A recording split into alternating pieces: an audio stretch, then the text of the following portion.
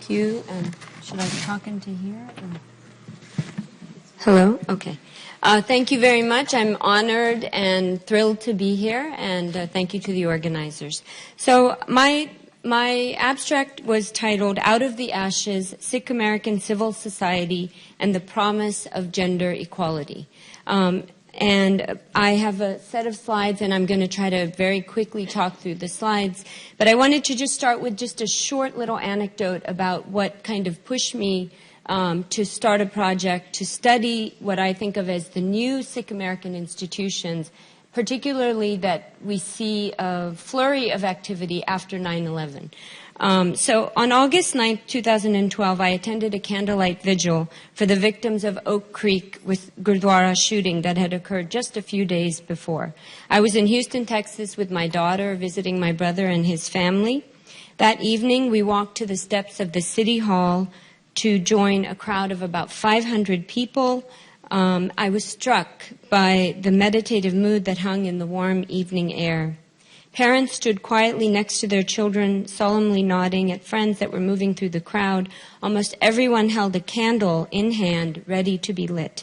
The program began with a short speech by a local Sikh leader named Singh, who spoke of the confluence of Sikh and American values, including, among other things, a commitment to the peaceful practice of faith, equality, and in particular, Singh emphasized equality between men and women and justice. As I stood in the crowd listening to other faith leaders speak, I was struck by the shared message of peace, equality, and justice. While the evening was inspiring, I couldn't shake off a feeling of cynicism as I listened to yet another speech in which another public proclamation, of the Sikh belief in the equality of men and women. That statement, which I had heard countless times before, seemed hollow in the face of real cultural marginalization, neglect, and violence experienced by far too many Sikh women and girls around the world. So this presentation explores what I think of as post-9/11 Sikh American politics and ethics and the emergence of a Sikh American civil society. I will discuss intersections of gender, class, faith, and diasporic subjectivity that are reflected in an expanding Sikh American civil participation. In particular, I'll explore the roles of Sikh American women in these institutions. My main question is whether the emergence of a Sikh American civil society represents a space for creative agency by Sikh American women. And I want to credit another anthropologist named Marla Fredericks, who studied black women and the church and their role in the church and in the civil rights movement. But she uses this concept of creative agency, and I just thought that it was a very interesting idea. So I'd like to apply that to this what for me is a very exciting time for the Sikh community, even though it was born out of some really tragic circumstances. Sorry, I've lost my place. Much of this discussion is based on preliminary findings from ethnographic research that I'm just starting, and I have to, like others before me, this is a caveat. I've really just started diving into interviews, but I've been thinking about this for a long time. And in fact, my research was really I started pushing myself into this research after I started participating in a project called the Sikh Love Stories Project.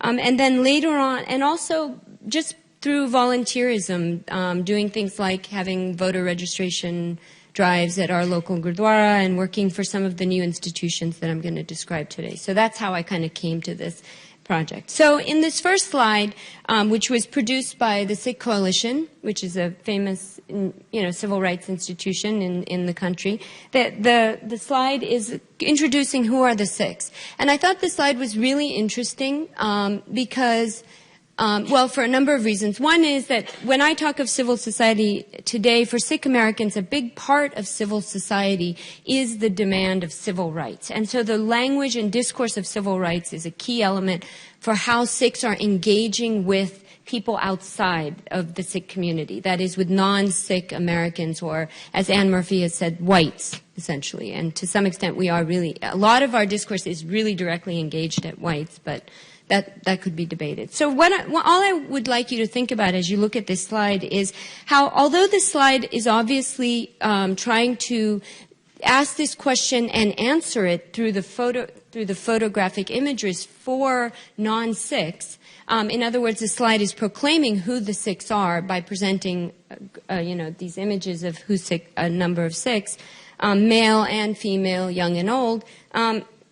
I think that what's behind this slide is a more reflexive and creative space in which Sikhs are not just answering the question, but are actually actively asking themselves, who are the Sikhs? Who are we? And how are we, in this current moment of history, post 9/11, in North America, in America, a space in which civil society is vibrant and diverse, how is this shaping us as Sikhs? Our sense of Sikhi. So for me, this question is, again, both outwardly looking, in other words, they're answering the question, but behind the scenes is a lot of interesting negotiation and what I think is space for what could be contentious and angry, but also very positive, a space for kind of creative self-definition. So then, let me move on. So what are some of these new institutions, what are they trying to do? And in this next slide, you see an event that was organized by an organization called the Surat Initiative in 2013 called Turban Day. I find this slide really interesting too. I mean, on the face of it, the purpose of the slide is very much a kind of civil engagement, that is an engagement with the public that's very creative and performative. And as an anthropologist, it's really interesting to me because it's asking the public, these random people who walk through the park, who are getting turbans tied on their head, to kind of, look at Sikhism for a moment, from the walk in the shoes of a Sikh. In other words, what in anthropology we call the emic or the insider perspective on what it means to be a Sikh. So it's a very kind of creative and interesting way to kind of define who Sikhs are and then to engage the public about this. But I also think that the turban day also in some kind of ways, maybe intentionally or unintentionally, has become kind of reified in a lot of these new institutions. In other words, the turban has become almost conflated with what it means to be a Sikh. And that's understandable at one level, but at another level, it's problematic to some extent. Because then where does it leave many Sikhs who maybe are not wearing turbans, whether they're men or women? And so that it answers some questions, but then it also it creates a space that's not being kind of acknowledged. And I wanted to, people have written about the whole question of the turban as being racialized. Here I'm pointing to work done by Jaideep Singh, and also some very interesting work done by a woman named Rita Verma, who's studied the kind of struggles of young boys with their turbans in New York City, especially in the post 9/11 period. But again, it's something that is one space in which we have to ask, well, what is the place of Sikh women in this new civil society, in this kind of public discourse and public engagement? I'm going to keep going. Whoops, sorry. So I just kind of wanted to define how I'm studying this question and who I'm studying. So this group of people that I'm really interested in talking to are people that I call institution builders. And who are they for the most part? For the most part, the institution builders are not coming from every segment of Sikh society. Sikhs, even in the United States, are quite diverse across class and generation and immigration experiences. So I don't want to conflate my talk as representative of all Sikhs. So most of the institution builders, many of them are kind of first generation that is born or at least raised outside of India. They tend to be from kind of college students to middle-aged professionals. So they're younger a little bit. Most of them are English speaking, that is fluency. They have at least fluency or English is their first language. They tend to be upper middle class in terms of education and professional background.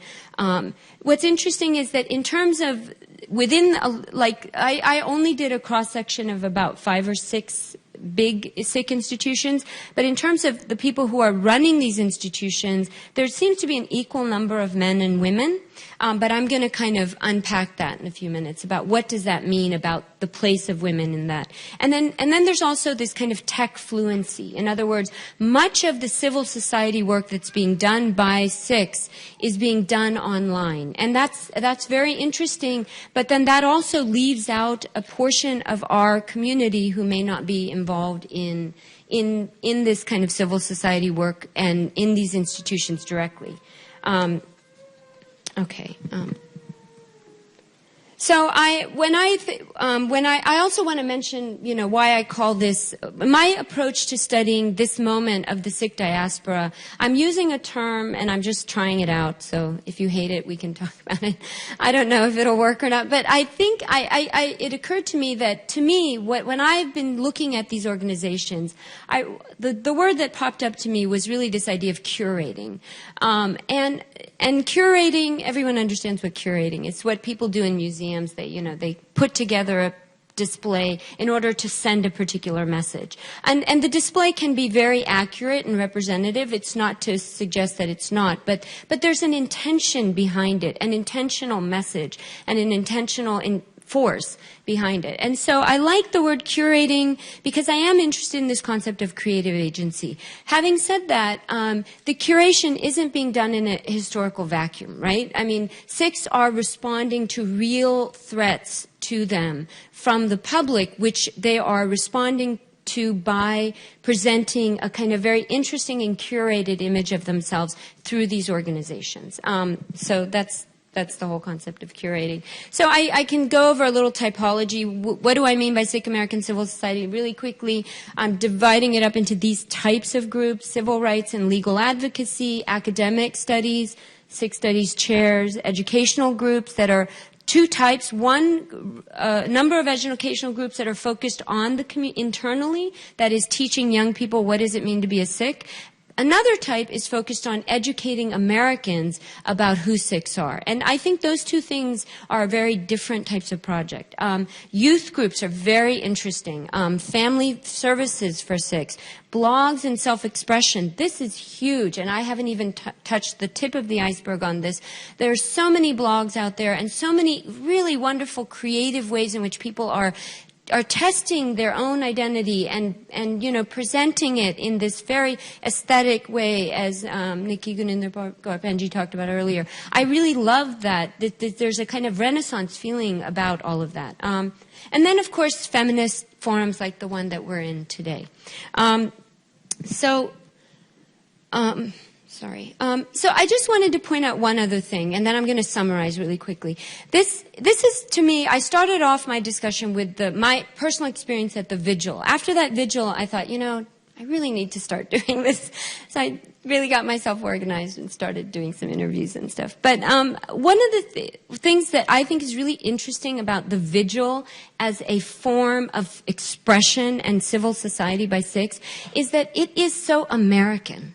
That it is a way that's why I'm really when I think about Sikh American civil society, I want to think about it as Sikh American civil society, as Sikh American civil society, because I think there's a combination of things. And I think it's important for us to recognize the ways in which the way that Sikhs are responding to the post 9/11 period in many ways is very, very American. We're using tools like vigils, the typical kind of civil rights types of tools to promote our community, to protect our community, to, you know, to educate Americans about who we are, and to fight for the things that are very Sikh, right? Our commitment to fight for justice, our commitment in equality, in humanity, and hopefully, which is how I started the talk, our commitment to gender equality.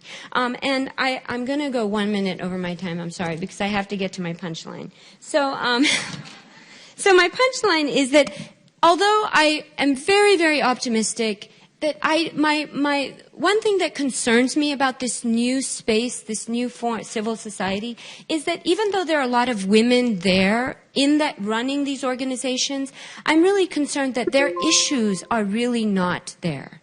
And so what these civil societies represent for Sikhs, at least from my perspective as of this point, is really the public face of Sikhi for the outside world.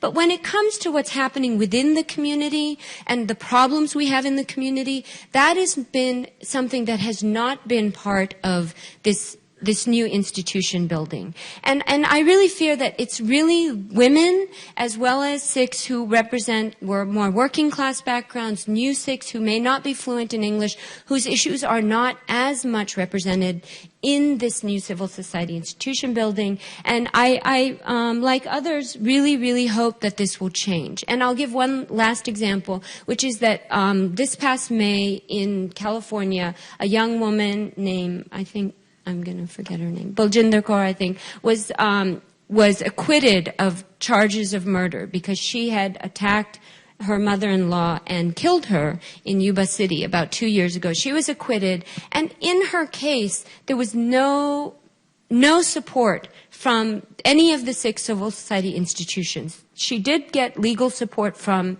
2 Sikh women who in her defense, you know, got her acquittal, and she committed this crime in the context of severe emotional and physical abuse that she had suffered for years, and a lot of pressure by her mother-in-law to abort her baby because she had already had a daughter, and there was a big concern that she was going to have another daughter. And she basically snapped and killed her mother-in-law, and then afterwards, you know, was acquitted because of the circumstances under which it happened.